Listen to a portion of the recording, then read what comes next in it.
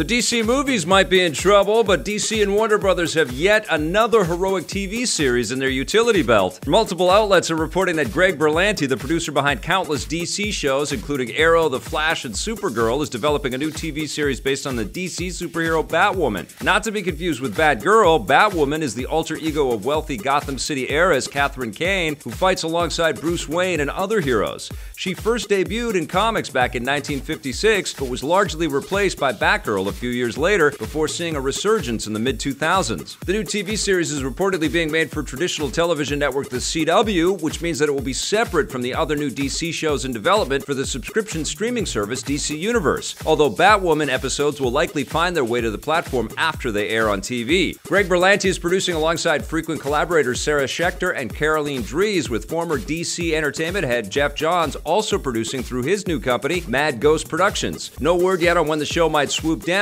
but you won't have to wait long to see Batwoman. She's set to debut in an Arrowverse crossover episode this December, so casting will begin soon. This is huge news. Batman and that whole universe has been off limits for the Arrowverse since, Arrow debuted, because of course they were building up Ben Affleck in the role of Batman, and we were getting the whole Snyderverse, and they didn't want there to be any confusion or competition, which has been weird because there's been some incredible casting and some incredibly creative work done in Arrow and The Flash and Supergirl and Legends of Tomorrow and now Black Lightning.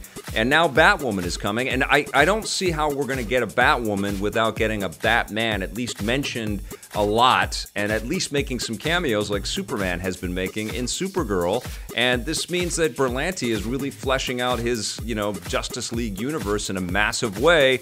But this is exciting. Batwoman's a cool character, especially as she has been recently re-envisioned. And I'm very excited for this because I've been a big fan of all of the stuff that Berlanti has been a part of. Very, very big news. And more big news, if Timothée Chalamet is going to call people by his name, then it looks like he's going to call them Muad'Dib. The 22-year-old actor who received an Oscar nomination for his role in last year's drama Call Me By Your Name is reportedly in talks to star in the new science fiction movie Dune. If he takes the job, he'll play the main hero Paul Atreides, also known as Muad'Dib, who leads a guerrilla resistance against interstellar overlords on the spice planet Arrakis. The original Dune novel was first published in 1965 and has already been adapted several times, and this new film is being helmed by Canadian director Denis Villeneuve, who last directed the sci-fi epics Arrival and Blade Runner 2049. No word yet on when filming might begin. This is some of the biggest news in the sci-fi world right now. Timothée Chalamet is really proving himself as a strong actor. This is a great choice for Paul Atreides. I am really excited to see what Denis Villeneuve's vision is for Dune. I've read the books, I've seen the David Lynch movie, or some of the books, and I am a huge fan. They're very dense, they're very complicated. There's lots and lots of fiction, lots of different tangents that we can go on. But I think, the visual stylings of this director paired with the source material and, his really deft skill at casting the right actors, Dune is going to be something special. And I know that this has been a passion project for Villeneuve, so I think he's going to, over-deliver. Can't wait. Sea of Thieves is getting a little better at the end of the month. Rare has announced that Cursed Sails, the second big content update for Sea of Thieves, will sail onto the Xbox One and PC on July 31st, with servers going live at 8 a.m. Pacific. Ghostly new story missions will be added, and the biggest addition this time around is that players will be able to take on AI ghost ships manned by skeleton crews, which will randomly pop up when you're on the high seas. The new enemies will appear in other places like the game's outposts, which will give you the chance to battle them there as well. Best of all, the new expansion is available as a free update for all players. Hopefully it turns the tide. Sea of Thieves generated a lot of controversy when it was released earlier this year, with many players saying that there just wasn't enough content. That started to change when Rare released the first big expansion, The Hungering Deep, back in May, and fingers crossed that Cursed Sails will improve things even further. A third expansion, Forsaken Shores, will follow in September. I think it's time to go back into Sea of Thieves. I was really impressed with the visual fidelity and the style and the aesthetics of the game. It was fun, but it just felt like it was starting to kind of plateau in terms of what it was giving me back. But it does feel like Rare isn't letting go here, much like with No Man's Sky, and I've made that analogy before, and people like that idea, and they also get mad at me for it. So it's a bit of a controversial game, and I feel like Rare is saying, look, we need to bring players back into this thing and make them happy, and that makes me happy.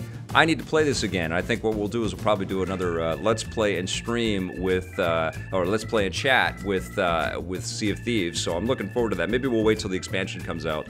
But good on you, Rare. I hope this game is just getting better and better. Now, it looks like Konami really wants their Silent Hill spin-off PT to stay dead and buried.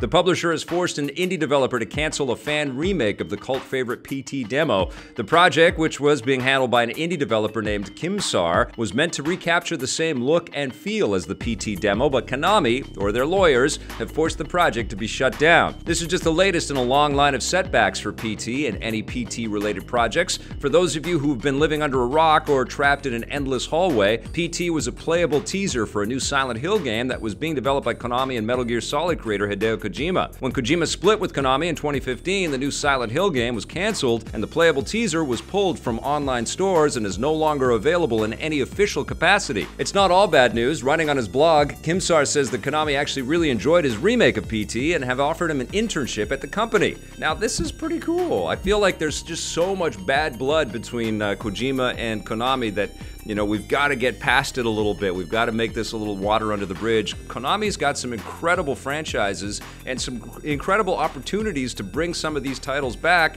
and this is the way you do it. You bring in fresh, new developers, you treat them well, you learn from your mistakes, you learn the lessons that you know, you've picked up with working with other developers that have talent and have you know, an expectation that they can see some of their dreams realized. You help them do that, and you bring back some of these really big titles that Konami has got the rights to. They don't all just need to be remakes. We'd love to see something new in the Silent Hill universe, and one day we'd love to see something new in the Metal Gear universe as well. Very, very cool stuff with this, picking up Kimstar. I like that very much. And I wonder if we ever will get anything that's approaching that sort of PT aesthetic. And I wonder if one day, I've sort of said this a couple times before, but I wonder if one day we're going to see Kojima and Konami kind of settle their differences, and maybe Kojima, you know, winds up making another Metal Gear game for us or something. Would be crazy. Crazier things have happened. Hey, listen, today's kind of a big day in releases. You may have noticed I've had Sonic Mania Plus sitting right there. This comes out today on a variety of platforms. I think it's the first time it's been physically released. It's Sonic Mania from last year, which is one of the best Sonic games you have ever played. Absolutely phenomenal. I really appreciate it on the Switch because I can play it on the go, which is great. But it also comes with the Art of Sonic Mania book, which I'm looking at here for the first time, which is pretty cool. I think this is, I don't know if this is the collector's edition or just this is the standard edition if you want to buy it as a physical copy. It has all of the various expressions that Sonic has in the book here. Pretty sweet. That is very nice. And then another thing that is cool here, I'm just going to open this up, is I believe there is a Sega, here I'll put this as close to the microphone because everybody loves crunchy plastic. Yes, there is a flip cover here which makes this look like a Sega Genesis cartridge, which is the coolest thing ever. And I don't want to do this too quickly, but that is so cool. So you can actually turn your Sonic Mania Plus cartridge box into an old Genesis cartridge. So rad. Another big game is out today as well, and that's Tempest 4000. We're going to be playing that a little bit later in our Let's Play and chat, so stick around for that. But right now, it's time to go to this day in Everything Cool.